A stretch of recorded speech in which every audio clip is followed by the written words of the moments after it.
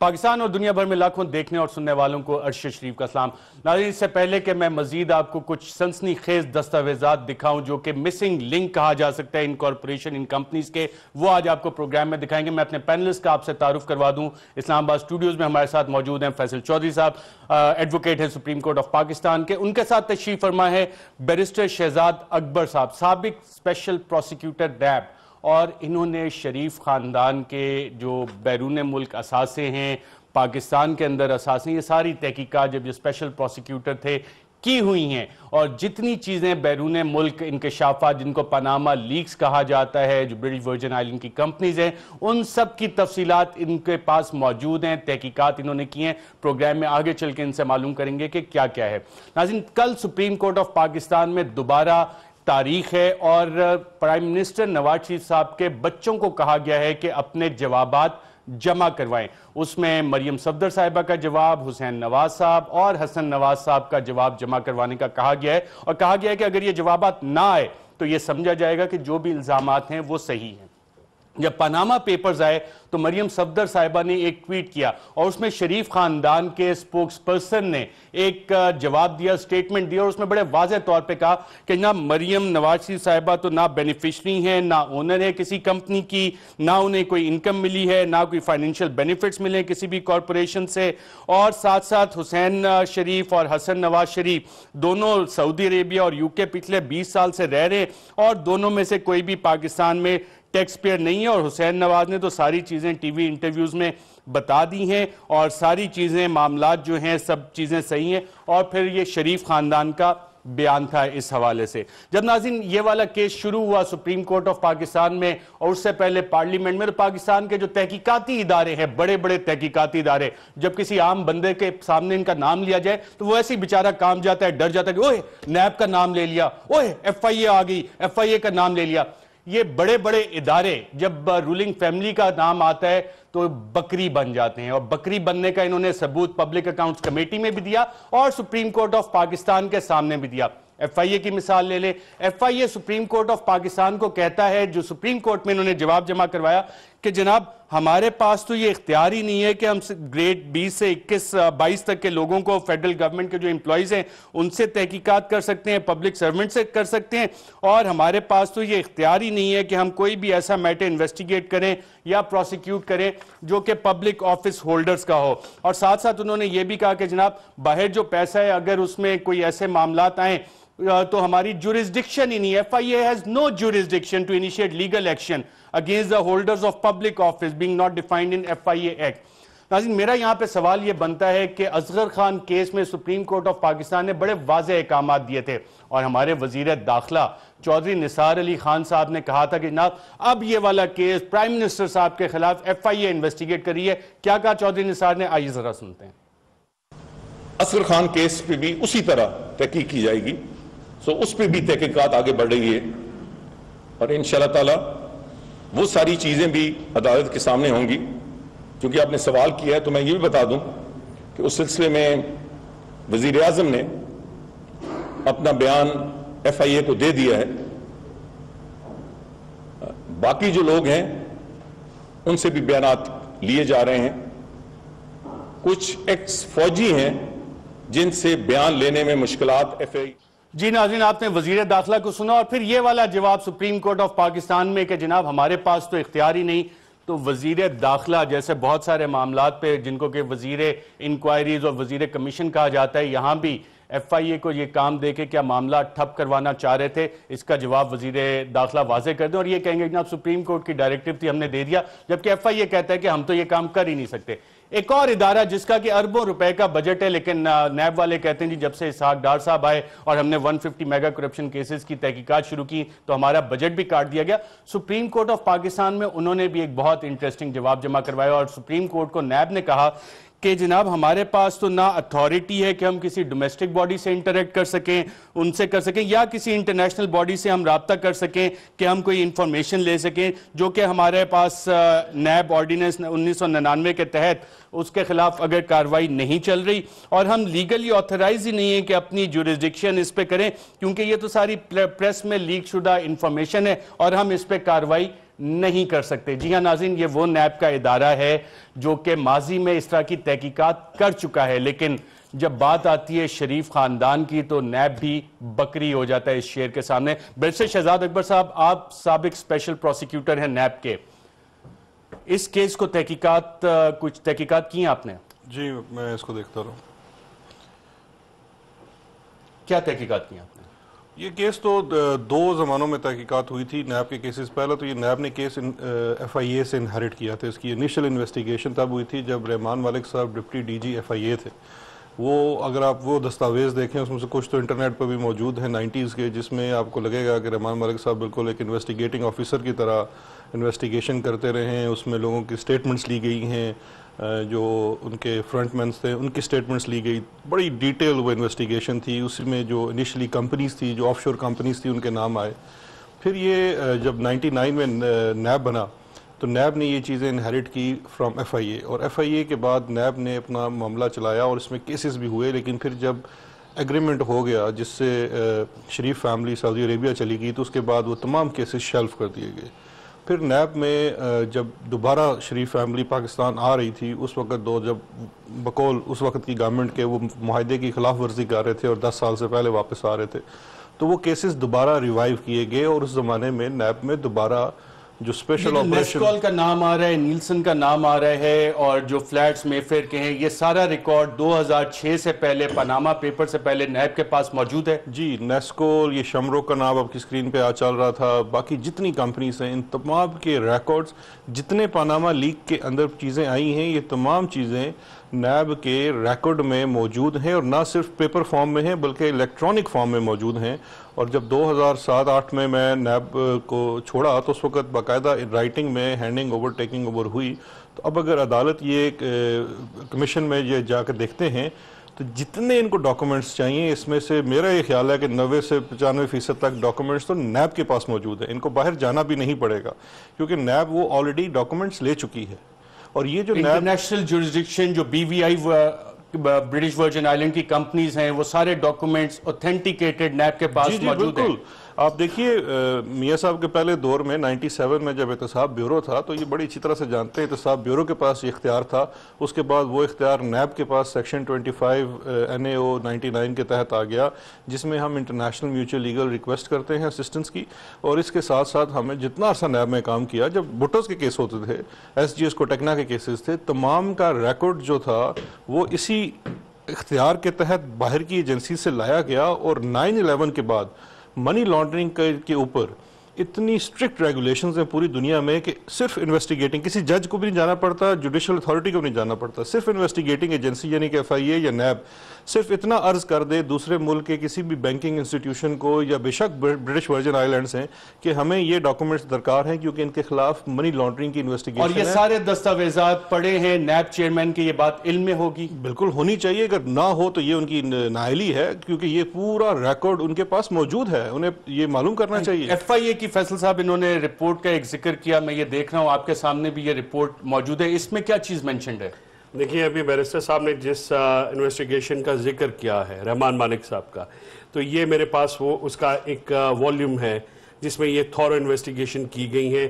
یہ سپٹمبر 98 میں رحمان ملک صاحب نے اپنے ایک لیٹر کے ذریعے اس وقت کے صدر رفیق تارڑ صاحب کو یہ سارے انویسٹیگیشن بھجوائیں. اس وقت کے chief of army staff Jahangir کرامت صاحب کو یہ گئیں, اور مجدد مرزا صاحب جو احتساب کے کمشنر تھے ان کو یہ گئیں. ان ساری چیزوں میں آپ کو 90s میں دیکھیں ایک پیٹرن ہوتا ہے کسی بھی چیز کا. یہ جو ساری آف شور کمپنیز بنائی گئی ہیں, پیسے ٹرانسفر ہوئے ہیں, منی لانڈر کیا گیا ہے, جو سارے ایلیگیشنز اس وقت سپریم کورٹ پاکستان کے سامنے ہیں, ان کے پیٹرنز جو ہیں رحمان ملک کو, اور آئی مسٹ کمینڈ سے کہ Rehman Malik did a commendable job اس دور میں جب یہ فیسلٹیز اتنی نہیں تھیں. بالکل ٹھیک ہے. سوال یہ بنتا ہے, ایف آئی اے نے ایک جواب دیا سپریم کورٹ کو اور ایک جواب نیب نے دیا, یہ دونوں جوابات صحیح دیے. اگر یہ ایف آئی اے کے ایز ایڈیشنل ڈائریکٹر انہوں نے کی ہے انویسٹیگیشن, تو ایف آئی اے کا کام نہیں ہے کہ یہ رپورٹ سپریم کورٹ کو پریزنٹ کرے؟ دیکھیے جو تو مس ریپرزنٹیشن وہاں پہ ہوئی ہے डेफिनेटली जो पीटीआई के लॉयर्स हैं वो वहाँ पे जाके ये सारी चीज़ें वहाँ पे बताएंगे। जैसा कि बैरिस्टर साहब ने कहा कि नैब के पास भी ये सारे रिकॉर्ड हैं। नैब को उस दिन भी, जब पहले दिन अगर आपको याद हो, तो सुप्रीम कोर्ट के जजेस ने बहुत ज़्यादा उस पर बरहमी का इजहार किया। उन्होंने बाकायदा सेक्शंस कोट किए जिसके तहत वो पब्लिक ऑफिस होल्डर्स के अगेंस्ट काम कर सकते हैं। और बल्कि एक जो सबसे बड़ी ऑब्जर्वेशन जो है वो पाकिस्तान के इन्वेस्टिगेटिंग और एग्जीक्यूटिव के ऊपर जो उन्होंने दी, उन्होंने कहा कि ये सारी अथॉरिटीज़ जो हैं ये अनविलिंगनेस शो कर रही हैं कि वो कोई भी शेर के आगे सब बकरी हो जाते हैं ना। वैसे भी मैं आपको थोड़ा सा यहाँ पे इंटरप्ट करूंगा। नाज़रीन, जो जवाबात अभी तक जमा करवाए गए हैं सुप्रीम कोर्ट ऑफ पाकिस्तान में, उसमें वजीर आजम साहब कहते हैं जनाब मेरा तो पनामा में नाम ही नहीं है, तो मेरा इस केस से क्या लेना देना। बच्चों के नाम है तो वो इंडिपेंडेंट हैं, एडल्ट्स हैं, उनके अपने अपने कारोबार हैं। इसहाक डार साहब भी इनकारी हो गए। मरियम सफदर साहिबा का मैंने आपको बताया कि जब पनामा पेपर्स आए थे तो ऑफिशियल बयान क्या आया था। कल जो बयान आएगा तो उसमें भी उस बयान में जो पहले दिया गया और कल जो फाइल होने जा रहा है क्या फर्क आता है वो तो हम कल ही देख सकेंगे। लेकिन जो एक लिंकेज एस्टेब्लिश होता है कि जनाब शरीफ खानदान कहते हैं कि जनाब ये तो बड़े बच्चे हैं और इसमें नवाज शरीफ साहब का तो कभी लेना देना ही कुछ नहीं रहा।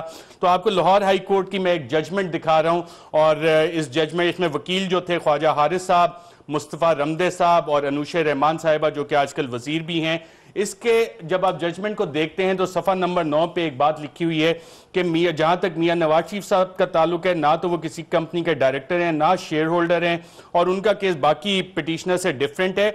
allegedly had nominal shares in the name of his minor children। तो माइनर चिल्ड्रन के इनके पास शेयर्स तो थे, ये इस अदालती फैसले में लिखा हुआ है। इसका मतलब क्या है? दो वकला बैठे हैं, मैं जानना चाहूंगा। देखिए ये मैं एक बात की वजाहत कर दूं कि ये टेक्निकली ये कहा जाता है कि जी माइनर चिल्ड्रन है, वो ट्रस्टी हैं जी, बेनिफिशरी हैं और रियल ओनर नहीं है। ये क्वेश्चन ही नहीं है। This is not the question before the court. Court ने ये डिटरमाइन करना है कि चाहे वो ट्रस्टी हो, चाहे वो बेनिफिशरी हो या रियल ओनर हो, क्या ये चीज डिस्क्लोज की गई है नॉमिनेशन पेपर्स में कि नहीं। ये बड़ा सिंपल क्वेश्चन है। इसी की बुनियाद पे इफ्तिखार अहमद चीमा साहब डिस्क्वालीफाई हुए हैं। उन्होंने कहा कि मैंने अपनी बेगम साहबा के कुछ अकाउंट्स नहीं रखे क्योंकि वो डोमेंट हो गए थे। तो अदालत ने कहा कि अकाउंट्स तो थे, आपकी मर्जी और मंशा नहीं है, जो भी प्रॉपर्टी वहां पे होगी, जो भी सिलसिला होगा, आपको वो देना पड़ेगा। इस तरह से बाद में भी एक हमारे पीटीआई के जो बिल्कुल 8-9 इस तरह से हुए और शेख रशीद साहब ने ये बताया। इसका मतलब बता दें क्या? मैं मतलब बड़ा वाज़ेह बताता हूँ। ये डबल स्टैंडर्ड्स है। आप अगर देख लीजिए जो केस बनाया गया था एसजीएस को टकरा, बड़ा मशहूर केस था बेनज़ीर भुट्टो और जरदारी साहब के खिलाफ। उस केस में यही प्ली थी कि बेनज़ीर भुट्टो का कहीं भी नाम नहीं था, लेकिन एहतसाब ब्यूरो जो नवाज शरीफ गवर्नमेंट की थी, उनका ये कहना था कि इसकी बेनामी है असल में जरदारी साहब, असल में बेनज़ीर भुट्टो का है। तमाम 7 साल फिर 11 साल वो केसेस चलते रहे। इस केस में भी देखिए, मैं आपसे जानना चाहूंगा, एक सरे मेंशन होता था रॉकवुड, जिसको डिनाई करते रहे, जब एनआर हुआ तो उसका क्या हुआ था? वो वापस चला गया था उनकी जरदारी साहब की कंपनी के पास, वापस जरदारी साहब के पास। बल्कि वो डिनाई नहीं करते रहे। वो इस तरह हुआ कि डिनाई करते रहे। लंदन की हाई कोर्ट में हुकूमत पाकिस्तान ने बाकायदा तौर पे उनको पेश किया कि आप ये ले लें सरे मेंशन और आइंदा हम इसके आपसे सवाल नहीं करेंगे। यही हुआ था, बिल्कुल लिख के दिया था। राइट। नाज़रीन, शैमरॉक का जिक्र आया। अब मैं आपको कुछ ऐसे दस्तावेजात दिखाना चाह रहा हूं जो कि ट्रेल एक इस्टेब्लिश करते हैं, ना सिर्फ शैमरॉक का बल्कि नेस्कॉल का, नीलसन का, कुम्बर ग्रुप का, और कौन कौन इसको हैंडल करता रहा, कब कब इनके एजेंट्स चेंज होते रहे। और पहला डॉक्यूमेंट जो आप अपनी स्क्रीन पे देख रहे हैं नाज़रीन, ये शैमरॉक कंसल्टिंग कॉरपोरेशन का है और इस पे जब आप तारीखें देखते हैं तो ये 15 मई 1992 में है और इसमें Adriel Brathwaite, senior trust officer international trust company के, ये लिख रहे हैं कि जनाब registrar office British virgin island को कि जनाब हम बहुत शुक्रगुजार होंगे कि अगर आप ये कंपनी रजिस्टर कर लें और इसके साथ हमारा $300 का चेक भी साथ अटैच्ड है। अगले सफे पे जब आप आते हैं तो यही Adriel Brathwaite, senior trust officer international trust company BVI limited का आपको सिग्नेचर भी नजर आता है, नाम भी नाम, और याद रखिएगा 15 day of May 92 Shamrock consulting. ये क्यों इंपॉर्टेंट है ये मैं आगे चल के आपको बताता हूं। इस दस्तावेज पे जब आप आते हैं तो ये नेस्कॉल का है, यहां भी आपको नजर आता है international trust company BVI limited, تاریخ ہے 27 جنوری. اور جب اس میں بھی آپ دیکھتے ہیں کہ یہ اپلیکیشن کون دے رہا ہے تو وہی ایڈریل بریتھویٹ سینئر ٹرسٹ آفیسر 27 جنوری 1993 کو یہ اپلیکیشن انہوں نے لکھی. اگلے صفحے پہ آئیں تو وہی سگنیچر آپ کو ایڈریل بریتھویٹ کا آپ کو نظر آتا ہے. رجسٹرار آف کمپنیز کو انہوں نے یہ ڈاکومنٹ بھیجی, ریکویسٹ بھیجی کہ جناب تمام اور ہم نے ریکوائرمنٹس پوری کر لی ہیں. جب آپ اگلے صفحے پہ آتے ہیں تو نیسکول لمیٹڈ ٹرائیڈنٹ ٹرسٹ آپ کو یہاں پہ نظر آتا ہے. یہ اب آ گئی ہے, چینج ایک آ رہی ہے یہاں پہ, انٹرنیشنل جو ٹرسٹ کمپنی ہے یہاں سے ٹرانسفر ہو رہی ہے. اور حکومتی وزراء آپ نے اکثر سنا ہوگا وہ کہتے ہیں جناب 2006 سے پہلے یہ کمپنی کس کی تھی, ثابت کریں آپ. تو یہ ہم آپ کو ایک ٹریل بتا رہے ہیں کہ ایجنٹس کس طرح سے اس کے بدلتے آئے. جب آپ نیسکول کا یہ والا ڈاکومنٹ دیکھتے ہیں جس کی تاریخ 20 مئی 2003 ہے تو یہاں پہ بتا رہے ہیں کہ جناب ہمیں کوئی آبجیکشن نہیں ہے کہ اگر آپ اس کا رجسٹرڈ آفس اور agent of the company Trident trust limited سے کو چینج کر دیں, ٹرائیڈنٹ ٹرسٹ کمپنی لمیٹڈ کو, اور اس پہ سائن ہو رہے ہیں اینس بیشر بی وی آئی لمیٹڈ کے, اندرجیت سنگھ صاحب کے اس پہ سائن ہے نیسکول لمیٹڈ کے حوالے سے. جب ہم اگلی صفحے پہ آ کے اس کو دیکھتے ہیں نیسکول لمیٹڈ کا یہ والا ڈاکومنٹ 2003 کا, اور اس پہ بڑا واضح طور پہ لکھا ہوا ہے کہ ایک ریزولوشن پاس کی ہے share holder of the company نے. شیئر ہولڈر جو کہ ہم دیکھ چکے ہیں پاناما کے دستاویزات میں کہ civil share holder, beneficiary, sole ownership, یہ سارے مریم صفدر صاحبہ کے نام ہے, کہ وہ اجازت سے ہم اس کے share holder of the company نے اجازت دی ہے کہ اس کا آفس جو ہے اب دوبارہ ٹرائیڈنٹ ٹرسٹ کر دیا جائے, اور وہ ساری اس میں چیزیں بتائی گئی ہیں. The registered agent of the company will be Trident Trust. یہ کام 2003 میں ہوا. اب آ جاتے ہیں اگلے صفحے پہ, جب ہم ایک اور ڈاکومنٹ دیکھتے ہیں ٹرائیڈنٹ ٹرسٹ کا, اب تاریخ آ جاتی ہے. اچھا اب جی اسکرین پہ ہمارے پاس پروڈیوسر صاحب نے دوسرا شیمراک کا ڈاکومنٹ چلا دیا. نیسکول کا ڈاکومنٹ اگر ذرا دبا دیں, شیمراک کا ڈاکومنٹ بھی آپ کے سامنے جو نظر آ رہا ہے ٹرائیڈنٹ ٹرسٹ کا, یہ ریزولوشن, اور اس کے بعد اگلے صفحے پہ جب آپ آئیں گے نیسکول لمیٹڈ تو یہاں سے ٹرائیڈنٹ ٹرسٹ آپ کو نظر آ جاتا ہے. اور یہی ٹرائیڈنٹ ٹرسٹ جب آپ اگلے صفحے پہ جا کے دیکھتے ہیں تو اس پہ آپ کو نیسکول اور شیمراک میں یہ ٹرائیڈنٹ ٹرسٹ مینیج کرتا ہوا نظر آتا ہے. 2005 میں ٹرائیڈنٹ ٹرسٹ شیمراک, اور شیمراک کا اب آ کے یہاں پہ نام چینج ہونا شروع ہو جائے گا. شیمراک وہ کنسلٹنگ کارپوریشن ہے جس کے حوالے سے پہلے آپ کو میں نے بتایا تھا, اور جس کا ایف آئی اے کی رپورٹ میں بھی ذکر ہے, اور یہاں پہ نیسکول کا بھی 26 جولائی 2006. اب یہاں سے پھر ایک دفعہ میرے ڈائریکٹرز کی میٹنگ ہوتی ہے, رجسٹرڈ آفس اور رجسٹرڈ چینج کرنے کا کہا جاتا ہے. پروڈیوسر صاحب دوبارہ عدیل صاحب پچھلے ڈاکومنٹ پہ جائیں, وہاں پہ ہمیں آتا ہے موزیک فنسیکا اینڈ کمپنی لمیٹڈ. 2006 میں موزیک فنسیکا کو ایجنٹ بنایا جاتا ہے. اب تیسرا یہ ایجنٹ آ رہا ہے. جب موزیک فنسیکا سے ڈاکومنٹس لیک ہوئے, پچھلا ٹریل ہم نے آپ کو بتا دیا ہے, جو ڈائریکٹرز اور شیئر ہولڈرز ہیں وہ یہ بات کہہ رہے ہیں کہ جناب ہم رجسٹرڈ آفس اور رجسٹرڈ ایجنٹ چینج کرنے کا کہہ رہے ہیں. Mossack Fonseca and company B V I limited 26 جولائی 2006 کو چینج ہو گئی. اور یہ سارے ناظرین ڈاکومنٹ جو ہیں اوتھینٹک ڈاکومنٹس ہیں, سٹیمپ ڈاکومنٹس ہیں جو کہ رجسٹرار آفس سے نکلوائے گئے ہیں.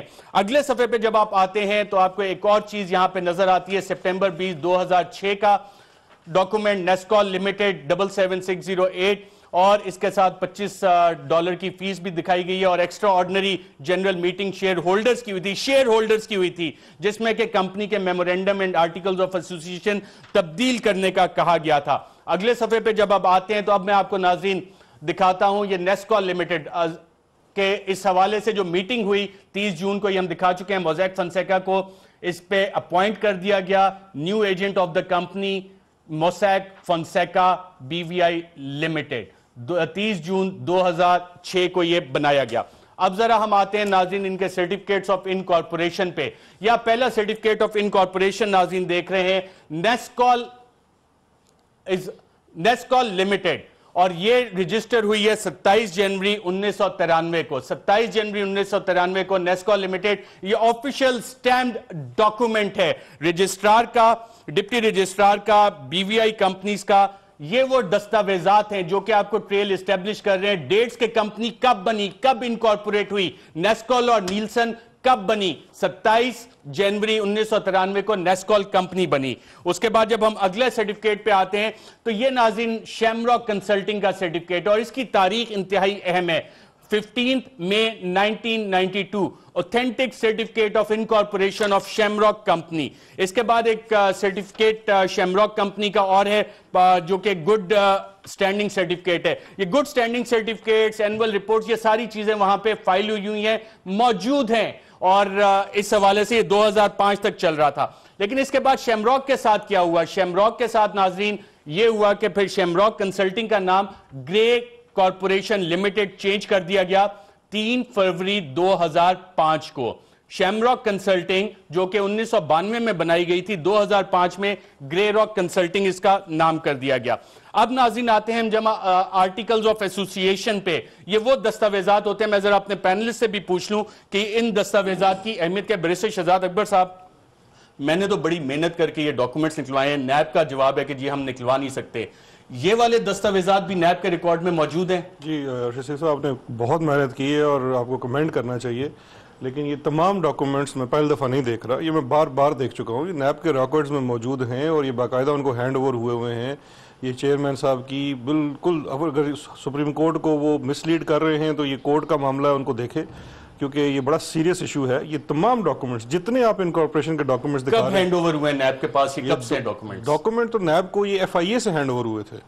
99 में FIA से हैंड ओवर हुए थे, और 2007 में जब मैंने नैब छोड़ा उस वक्त ये दोबारा, मतलब होता ना कि एक ऑफिसर के पास उसकी कस्टडी होती है और फिर वो आगे हैंड ओवर करता है। ये तमाम डॉक्यूमेंट्स हैंड ओवर हुए हैं, ये तमाम डॉक्यूमेंट्स। और ये ऐसा केस नहीं है कि किसी नूर मोहम्मद पटवारी का केस है, ये बड़े सीरियस केसेस होते हैं, और ये इसमें चेयरमैन जो भी होता है उस वक्त का, उसको पर्सनली ब्रीफ किया जाता है कि जी ये मोस्ट इंपॉर्टेंट केसेस हैं और इसमें ये तमाम चीज़ें मौजूद हैं। तो ये भी कहना मुनासिब नहीं होगा चेयरमैन के लिए जी कि मुझे पता नहीं था नैब बहुत बड़ा है, ऐसा कोई मामला नहीं है। चेयरमैन नैब के इल्म में हर चीज होती है। ये सारे डॉक्यूमेंट नाज़रीन बैरिस्टर शहजाद अकबर साहब, साबिक स्पेशल प्रोसिक्यूटर नैब, कहते हैं मैंने जितने दस्तावेजात, और मैं बहुत शुक्रिया अपने दोस्त का करूंगा जो लंदन में बैठे और मेहनत कर रहे हैं सिर्फ इसलिए कि ये पाकिस्तानियों का पैसा है, इस जज्बे के तहत, और काफी उन्होंने खुद भी पैसे खर्च किए, और बकौल बैरिस्टर साहब के नैब ने भी इस पे काफी मिलियंस ऑफ डॉलर्स खर्च किए, मिलियंस ऑफ डॉलर्स खर्च करके नैब ने भी ये दस्तावेजात निकलवाए थे। हम आपको ये डॉक्यूमेंट दिखा रहे हैं जो नैब के पास मौजूद हैं, और सुप्रीम कोर्ट में कहते हैं कि हमारे जुरिसडिक्शन नहीं है। ब्रेक के बाद नाज़रीन वापस आएंगे और आपको मजीद शेमरॉक, नीलसन, नेस्कॉल के दस्तावेजात दिखाएंगे एक वक्फे के बाद।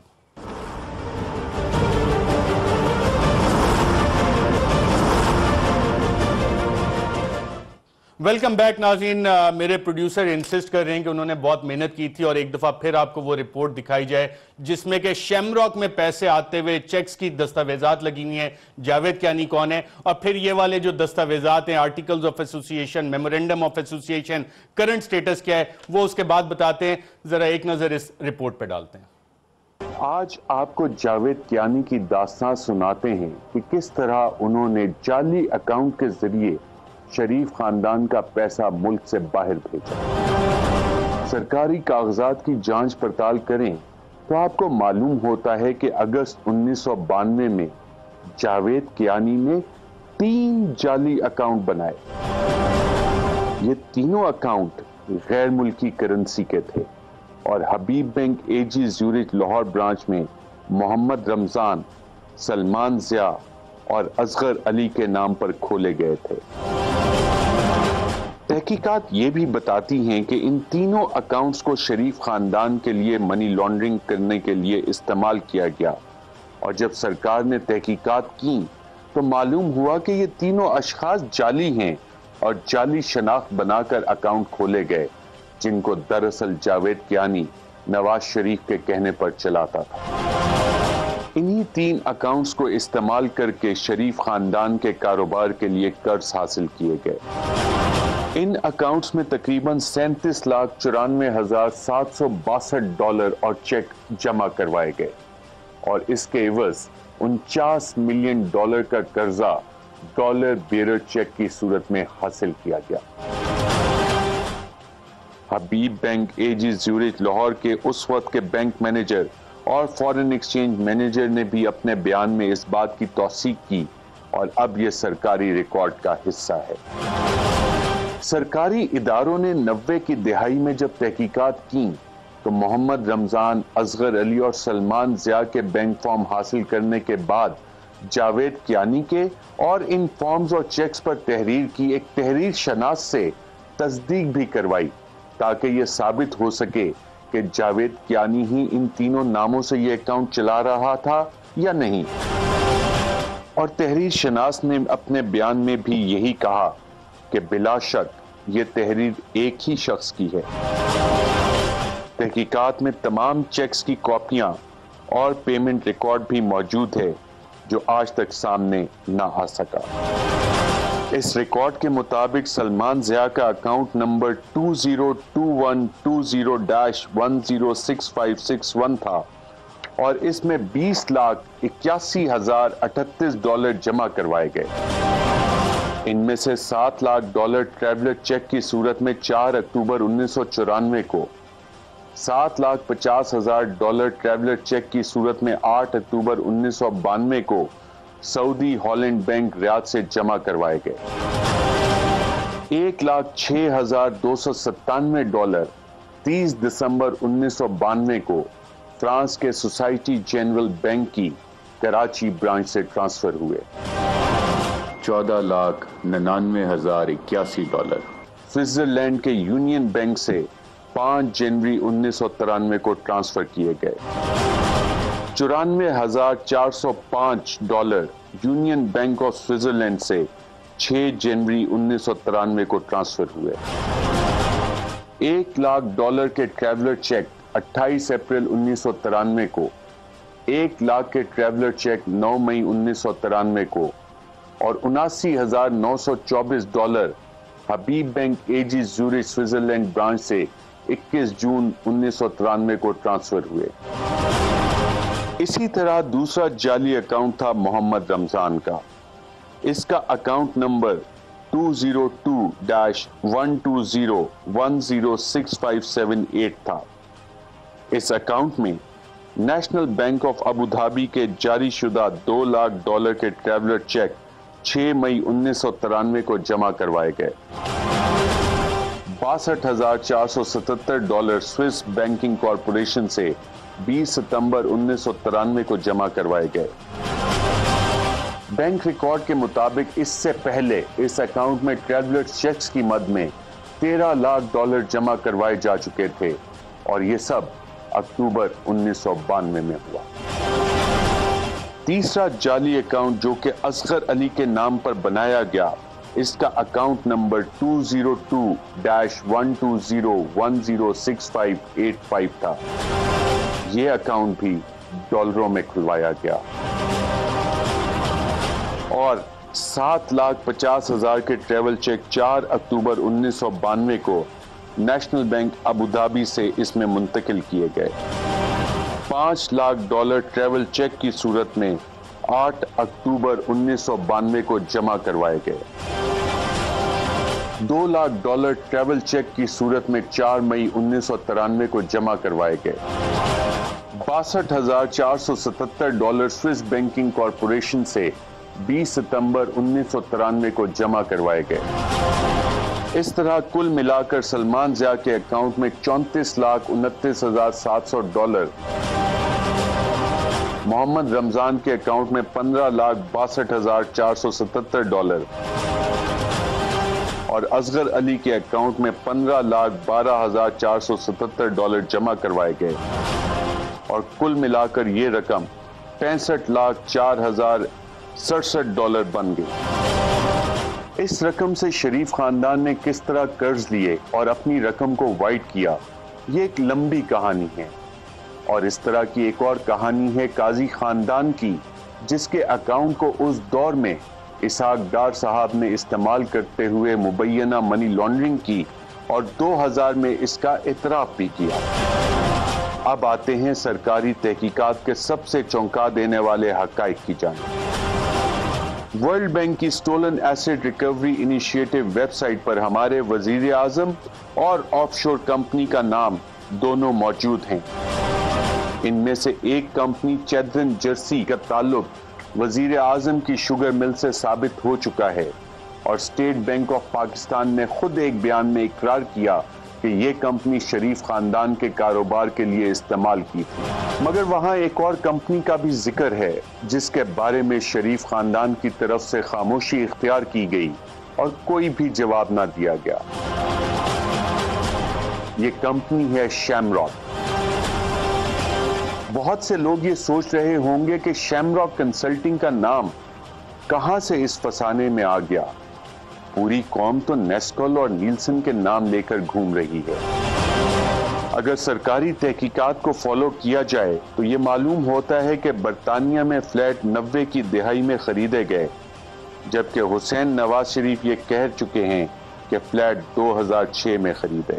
فلیٹ 17 اور 17A جو ہے اور ان کو 2006 میں جو ہے ایکوائر کیا گیا اور 2006 میں ایکوائر کیا گیا، اس کے بعد سے لے کے آج تک جو ہے نا وہ ہماری ملکیت ہے۔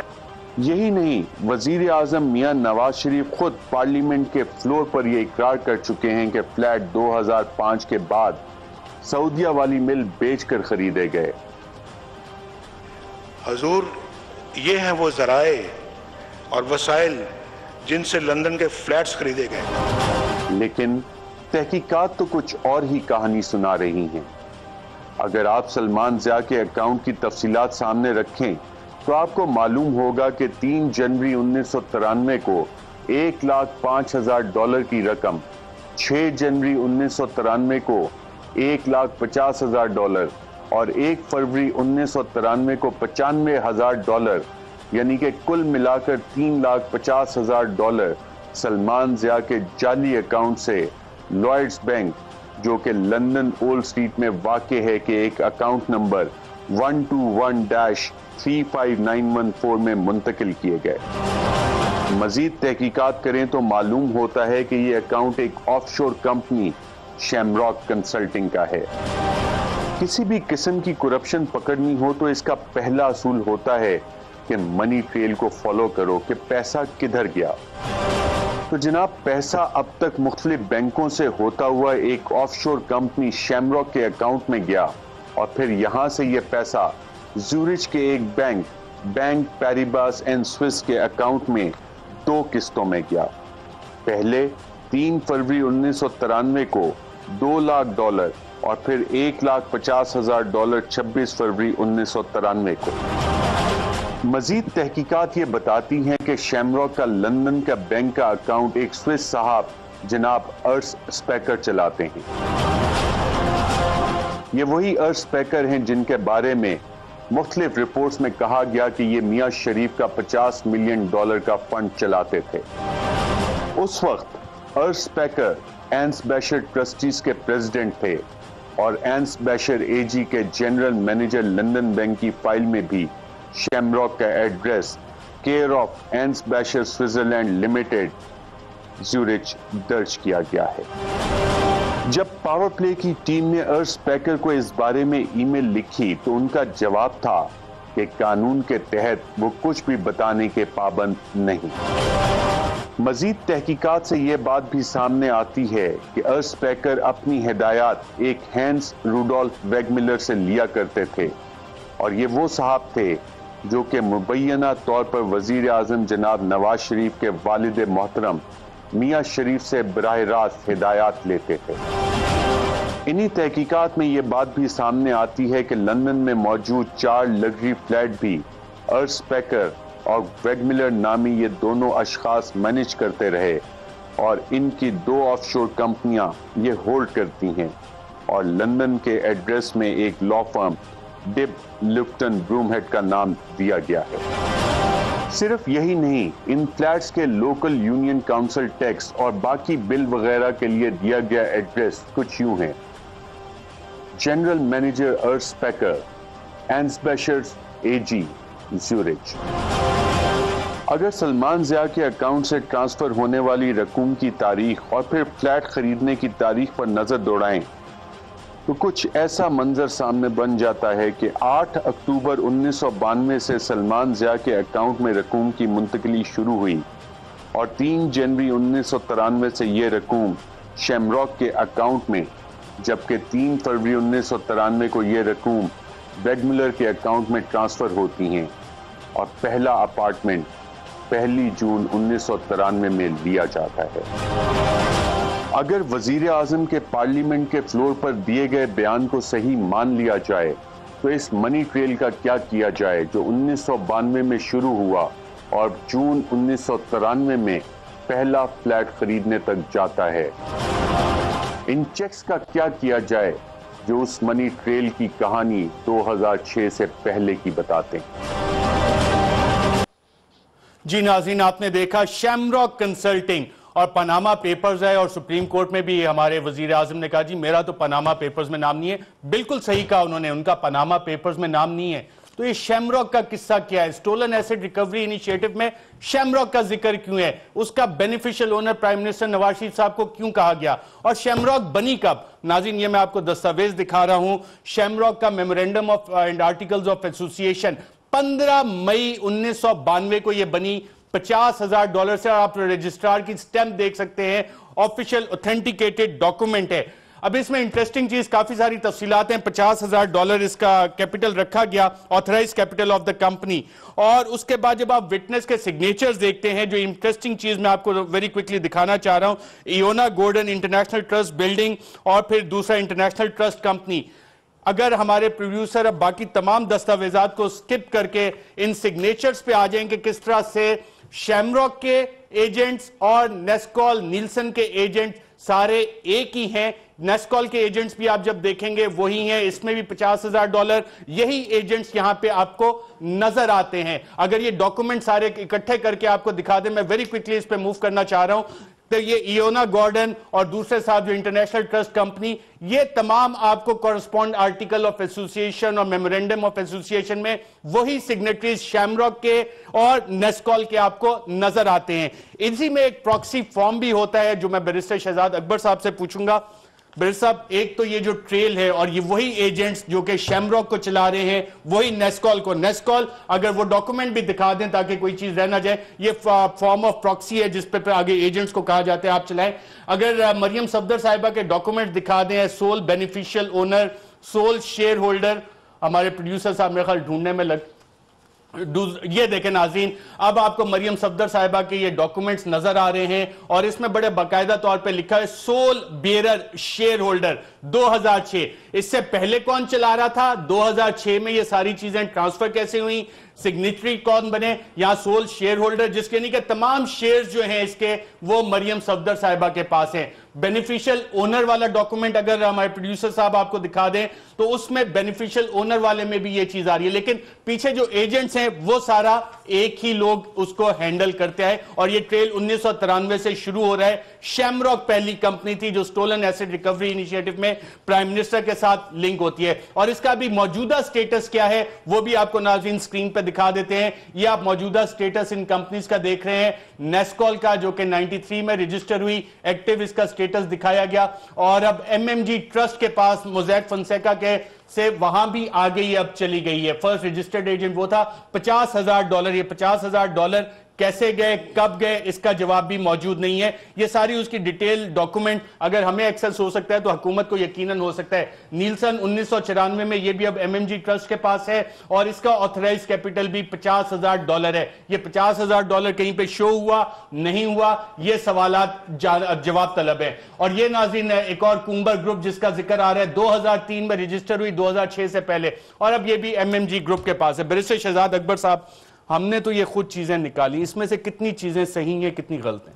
देखिए, सही गलत का फैसला तो अदालत ने करना है, लेकिन जितनी चीज़ें आपने निकाली हैं ये तमाम चीज़ें नैब के पास मौजूद हैं, क्योंकि इसमें से 2007 के बाद का तो कोई डॉक्यूमेंट नहीं है। और मैं आई विटनेस हूँ कि तमाम चीज़ें ये नैब के पास मौजूद हैं और इनको निकालने के लिए एक्सचेकर का, नेशनल एक्सचेकर का पैसा भी खर्च हुआ है। और इसके साथ साथ अगर आप दोबारा से निकालना चाहें तो ये it's a matter of days, मतलब समझे। अर्शपेकर कौन है और शैमरॉक का क्या रोल है? देखिए, अर्शपेकर जो है इनका पहले जो था वो एसेट मैनेजर था। ये जितना आपका फॉरेन एसेट्स होते हैं उनको, उनके पास एक पोर्टफोलियो होता है जो कि बैंकर्स होते हैं, اور وہ ایسٹس کو مینیج کرتے ہیں. اور یہ جتنے آپ نے ڈاکومنٹس دکھائے ہیں جس کے اوپر ایک جگہ سے دوسری جگہ جا رہی ہے, اس کو منی لانڈرنگ کی جو انویسٹیگیشن لوگ کرتے ہیں ان کی زبان میں لیئرنگ کہتے ہیں, کہ آپ پیسے کی اوریجن کو چھپانے کے لیے لیئرز کے اوپر لیئرز بناتے ہیں, ایک کمپنی سے دوسری کمپنی کے اکاؤنٹ میں, پھر تیسری میں, پھر واپس, پھر آگے, پھر ایک ملک میں, پھر دوسری جورسڈکشن میں. اتنی لیئرز بنا دی جاتی ہیں کہ ایونچولی جہاں پہ پیسے جاتے ہیں پہلے والے کو معلوم نہ ہو کہ اس کی اوریجن کیا تھی. یعنی کہ اگر ایک پیسہ جا رہا ہے لنڈن میں پراپرٹی خریدنے کے لیے اور وہ 10 ملکوں سے گھوم کے آ رہا ہے, تو لنڈن میں جو پراپرٹی بیچنے والے ہیں یا لنڈن کی جو اتھارٹیز ہیں ان کو نہیں پتہ لگے گا کہ نیسکول کے پیچھے کون ہے. اس کے لیے آپ کو BVI یعنی کہ برٹش ورجن آئلینڈ جانا پڑے گا, ادھر سے جا کے آپ کو معلوم ہوگا کہ اس کمپنی کے پیچھے بینیفیشل اونر کون ہے. شیمراک کی اہمیت کتنی ہے, کیونکہ شیمراک کا پاناما پیپرز میں ذکر نہیں آیا, سٹولن ایسڈ ریکوری انیشیٹو پہ, اور جو آپ نے تحقیقات کی تھی وہ شیمراک کو کس کے ساتھ لنک کر رہی ہے؟ شیمراک اور نیسکول یہ کی ہیں اس تمام مدعے کے اندر, کیونکہ شیمراک کی آپ اور نیسکول کی جب انکارپوریشن دیکھیں اور جب سے ان کو انہی ایسٹ مینیجرز نے ہینڈل کرنا شروع کیا ہے, وہ دور ہے جب نواز شریف صاحب حکومت میں تھے. فیصل صاحب, جتنی یہ چیزیں ہیں اور ہم نے آپ کو ایک رپورٹ بھی دکھائی, اس میں کتنی چیزیں صحیح ہیں, غلط ہیں, اور یہ ریکارڈ اویلیبل ہے ہمارے اداروں کے پاس؟ جتنے بھی آپ نے ڈاکیومنٹس دکھائے ہیں اور جو بیرسٹر صاحب نے کہا ہے اور جو میرے پاس بھی ایک کاغذی شکل میں موجود ہیں, یہ سارے ڈاکیومنٹس ہمارے اداروں کے پاس موجود ہیں. ولنگنس نہیں ہے, پولیٹیکل ول نہیں ہے, یا ول نہیں ہے کہ اتنے بڑے جو ہے لوگوں کو ہاتھ ڈالنا چاہیے. میں اس پہ آپ کی اجازت سے ایک شعر پڑھنا چاہوں گا کہ کچھ فیصلہ تو ہو کہ کدھر جانا چاہیے, اب تو پانی کو سر سے گزر جانا چاہیے. نشتر بدست شہر سے چارہ گری کی لو, اے زخم بے کسی تجھے بھر جانا چاہیے. ہم لوگ بے کس ہو چکے ہیں, ہم لوگ بے بس ہو چکے ہیں کہ اس قدر گلیرنگ ایویڈنس ہونے کے باوجود, اس قدر اوپن ٹریل ہونے کے باوجود, اور اس قدر مواد ہمارے قومی اداروں کو جن کی ڈیوٹی ہے کہ انویسٹیگیٹ کرنے کے پاس موجود ہونے کے باوجود, آج تک یہ قوم جو ہے وہ دھکے کھا رہی ہے. اور پھر سپریم کورٹ نے یہ معاملہ لیا ہے. میں سمجھتا ہوں کہ یہ تمام دستاویزات سپریم کورٹ کے ریکارڈ کا حصہ بنیں گی, اور وہ تمام ادارے جو ہیں, جو کورٹس ہیں جن میں یہ فائلز پڑھی گئی. اب اس میں ایک اور میں آپ کو بتاؤں جو بدنیتی ہے, 2012 میں حدیبیہ پیپر ملز کا ریفرنس جو نیب نے فائل کیا جس پہ ملینز آف ڈالرز ختم کیے جا چکے ہیں, اس کا ہائی کورٹ لاہور نے فیصلہ کیا.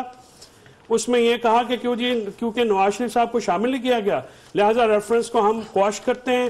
ایک جج صاحب نے کہہ دیا جی کہ نیب دوبارہ انویسٹیگیٹ کر سکتا ہے. دوسرے جج صاحب نے کہا, جن کا اپنا نام بھی پاناما پیپرز میں آ رہا ہے, انہوں نے کہا کہ یہ آپ دوبارہ انویسٹیگیٹ نہیں کر سکتے.